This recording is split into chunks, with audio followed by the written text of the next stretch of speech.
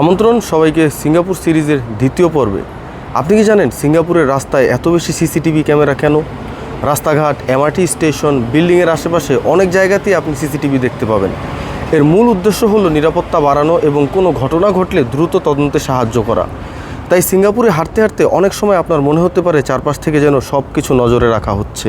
আর এই কঠোর নিরাপত্তা ব্যবস্থার কারণেই সিঙ্গাপুরকে বিশ্বের নিরাপদ শহরগুলোর একটি হিসাবে ধরা হয়।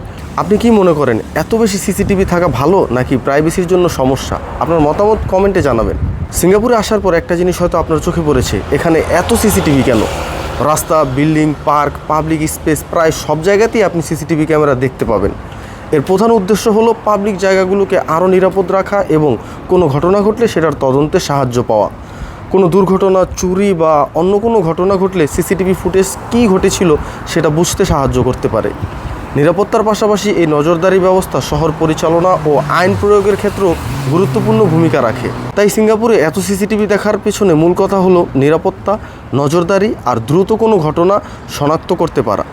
সিঙ্গাপুর নিয়ে এমন নানান তথ্য জানতে, চতুর্দিকের খবরাখবর জানতে এবং পরবর্তী ভিডিও পেতে পেজটিকে ফলো করতে ভুলবেন না।